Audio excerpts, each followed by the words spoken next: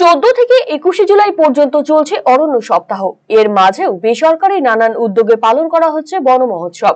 তারই অঙ্গ হিসেবে শনিবার বৃক্ষরোপণ কর্মসূচি গ্রহণ করল হিমালয়ান মাউন্টেনার্স এন্ড ট্রেকার্স অ্যাসোসিয়েশন নামে রায়গঞ্জের একটি সংস্থা। এই সংস্থার পক্ষ থেকে এদিন রায়গঞ্জের আব্দুলঘাটায় অবস্থিত মেডিকেল কলেজের ক্যাম্পাসের সামনে বৃক্ষরোপণ করা হয়। এর মধ্যে দিয়ে সবুজায়নের বার্তা ছড়িয়ে দেন সংস্থার সদস্যরা। সংস্থার সম্পাদক পার্থপাল জানিয়েছেন, এদিন 21টি চারা গাছ রোপণ করা হলো। এই চারা গাছগুলিকে পরিচর্যার জন্য বিশেষ বার্তা দেন তিনি।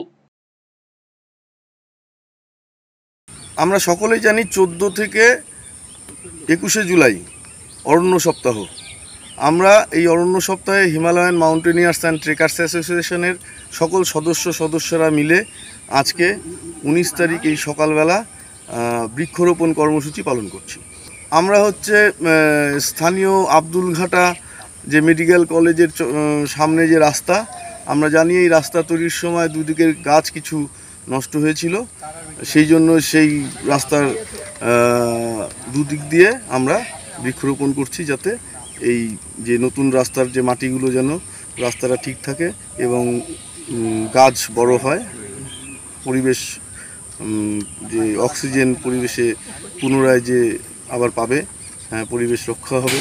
এই যে কতগুলো গাছ আজকে লাগালেন? আমরা টোটাল 21টা গাছ লাগাচ্ছি আজকে।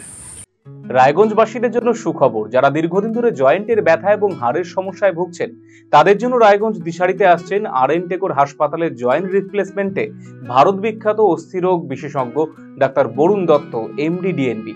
এখন থেকে প্রতি মাসের নির্দিষ্ট দিনে ডাক্তারবাবুকে দেখাতে আজই যোগাযোগ করুন দিশারি হেলথ কেয়ার, উকিলপাড়া, রায়গঞ্জ শাখায়। যোগাযোগ করুন 7477785509, 7477785512 এই নম্বরে।